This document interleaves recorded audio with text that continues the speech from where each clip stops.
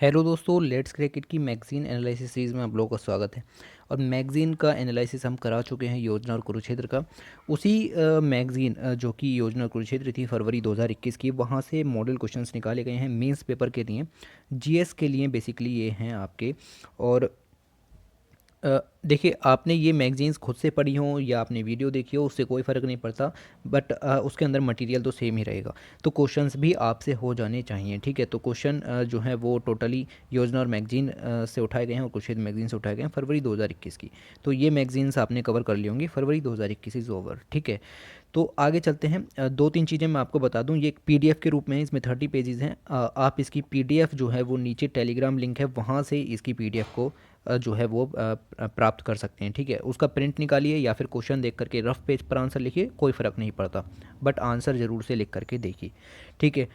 दूसरी बात, इनके सॉल्यूशंस आपको नहीं बताए जाएंगे, ना ही कोई एक्सप्लेनेशंस आपको कराई जाएगी। मैगज़ीन के अंदर काफ़ी डिटेल में ये सब चीज़ें हो गई हैं। अब आपका फ़र्ज़ बनता है, आपने जो पढ़ा है उसको थोड़ा सा अप्लाई कीजिए, क्योंकि मेन पेपर में भी आपको कुछ दूसरा बताने के लिए नहीं आएगा। आपको खुद से ही वो सब चीज़ें करनी है। तो थोड़ा सा अपना दिमाग भी इसमें यूज़ कीजिए, ठीक है। तो इन क्वेश्चन को सोल्व करने की कोशिश कीजिए। देखिए, जो क्वेश्चन हार्ड लगता है उसको स्किप कर दीजिएगा, और लेकिन ज़्यादा से ज़्यादा करने की कोशिश कीजिए। कुछ तो पता होगा ही आपको उनके बारे में, ठीक है।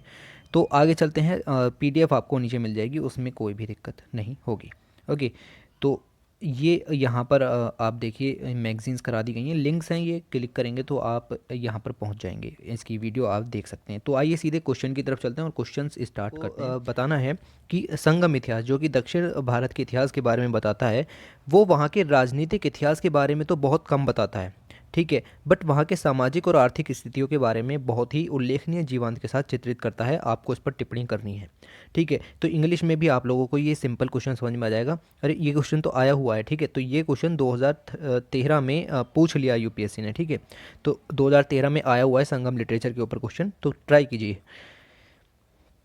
दूसरा क्वेश्चन है, आपको बताना है कि जैसे आज का युग है, मॉडर्न टाइम्स हैं, तो उसमें अर्बनाइजेशन और इंडस्ट्रियलाइजेशन बहुत तेज़ी से बढ़ रहा है। तो उसके ऊपर ओरल ट्रेडिशन किस तरीके से इम्पैक्ट हो रहा है, ओरल ट्रेडिशन का क्या इंपॉर्टेंस रह गया है, क्या इसका इंपॉर्टेंस बढ़ा है, क्या इसका इंपॉर्टेंस घटा है। आपको ये 200 वर्ड जितना भी आप लिख पाओ यार, कोई लिमिट नहीं है यहाँ तो, ठीक है। आप जितना लिख पाओ उतना लिखिए, ठीक है। आगे चलें तो तीसरा आर्टिकल आपको लिखना है गैस आधारित अर्थव्यवस्था के ऊपर, जो वन नेशन वन ग्रिड परियोजना का थोड़ा सा इसमें वर्णन कीजिए, और rapid expansion of gas based economy जो यहाँ पर हो रहा है उसके बारे में आपको थोड़ा सा लिखना है, ठीक है। बताइए क्या चीज़ें यहाँ पर भारी हैं, ठीक है। आपको बताना है टेक्नोलॉजी, जो कि बेसिकली यंगर पीपल ज़्यादा यूज़ कर पाएंगे, ग्रेटर स्किल से यूज़ कर पाएंगे ओल्डर जनरेशन की तुलना में, वो किस तरीके से देश के सामने आने वाली समस्याओं का समाधान करने में मदद कर सकती है, और राष्ट्र की उन्नति में एक नए मील के पत्थर की तरह मदद करेगी। देखिए, इस क्वेश्चन के लिए आप कुछ भी पढ़ लीजिए, आपको अपने मन से ही लिखना पड़ेगा, ठीक है। तो ये चीज़ें आपको ध्यान रखनी है कि कभी कभी जो पढ़ा है वो काम में नहीं आता, ठीक है। तो देखिए, युवाओं की भागीदारी कृषि के लिए अभिन्न है, क्योंकि उनके पास जोखिम उठाने के लिए उत्साह, ऊर्जा और शक्ति के साथ साथ जोखिम उठाने और खेत क्षेत्र में बेसिकली यहाँ पर लिखा हुआ है and and swim against the tide, ठीक है। तो वो रिस्क ले सकते हैं फार्म सेक्टर में। तो फार्म सेक्टर में यूथ का इन्वॉल्वमेंट किस तरीके से बढ़ाया जा सकता है, क्यों यूथ को ज़रूरी है फार्म सेक्टर में लाना, उसके ऊपर यहाँ पर आपको ऐसे लिखना है। 200 वर्ड ज़्यादा नहीं रखे हैं, ठीक है। आपको बताना है क्यों अधिकांश ग्रामीण युवाओं ने कृषि और संबंध गतिविधियों में रुचि और विश्वास खो दिया है। तो क्यों जो रूरल युवा है वो यहाँ पर नहीं आना चाहता कृषि और उसे संबंध एक्टिविटीज़ के अंदर। कुछ कारण बताइए, उदाहरण बताइए, ठीक है। आपको बताना है कि राष्ट्रीय युवा नीति 2014 के क्या उद्देश्य हैं और राष्ट्र के समुदाय में अपना सही स्थान खोजने में किस तरीके से मदद करेगा। विभिन्न क्षेत्रों में लिखना है। आप बताइए, इकोनॉमी के क्षेत्र में राष्ट्रीय युवा नीति क्या काम कर सकती है, एंटरप्रेन्योरशिप वगैरह, वो सब जो पढ़ा था उसको यहाँ पर नोट कीजिए। राष्ट्रीय युवा नीति 2014 के उद्देश्य ज़रूर लिखिएगा शुरू में, ठीक है।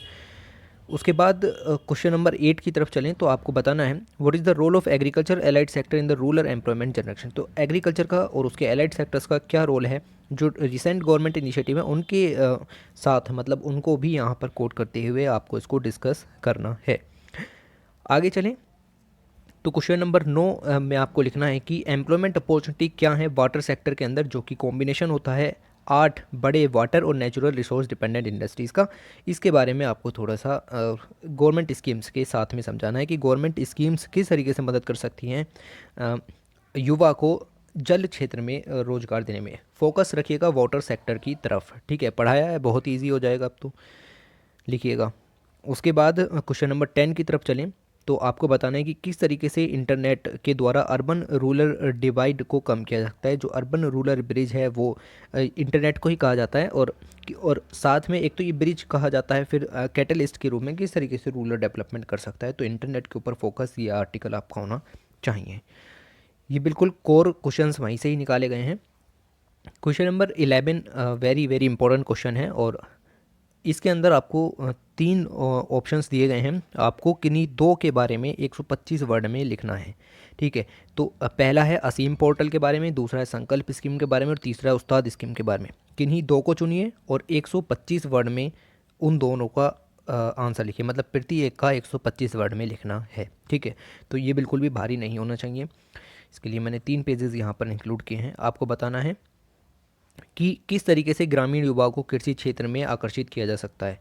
सरकार की नीति और योजनाओं को के साथ इस चीज़ को बताइए कि किस तरीके से रूरल यूथ को एग्रीकल्चर सेक्टर में जो है सस्टेन करके रखा जा सकता है, उसको वहाँ पर इंक्लूड किया जाए। क्वेश्चन नंबर 14 आपको बताना है कि इंडिया ने, ठीक है, बहुत सारी प्रोग्रेस की हैं, चैलेंजेस और लिमिटेशंस हैं। India has made a all around progress in technology. India ने टेक्नोलॉजी में बहुत प्रोग्रेस की है, हालांकि हमारा मच फोकस रहा है स्पेस और न्यूक्लियर पावर की तरफ, बट हमने इंफॉर्मेशन टेक्नोलॉजी के क्षेत्र में भी कुछ कदम उठाए हैं। ठीक है, तो आपको पहले थोड़ा सा बताना है कि स्पेस एंड न्यूक्लियर टेक्नोलॉजी का क्या रोल है। ठीक है, फिर आपको इन्फॉर्मेशन टेक्नोलॉजी के ऊपर ज़्यादा जोर देना है। ठीक है, क्योंकि हमारा पूरा जो क्वेश्चन है वो झुकाव रखता है इन्फॉर्मेशन टेक्नोलॉजी की तरफ। 250 वर्ड में आप इस ऐसे को आराम से लिख सकते हैं और कोई भी दिक्कत यहाँ पर नहीं आएगी। डिस्कस कर देना आर्टिकल। ठीक है, तो ये 13 क्वेश्चंस यहाँ पर मैंने इंक्लूड किए हैं, और 13 क्वेश्चन से ज़्यादा आप उम्मीद वहाँ से नहीं निकल पाते हैं। मार पीट के तो कितने भी क्वेश्चन निकाल दो, but this is the core questions. ठीक है, तो सोल्व करने की कोशिश कीजिए। Thanks for watching, take care.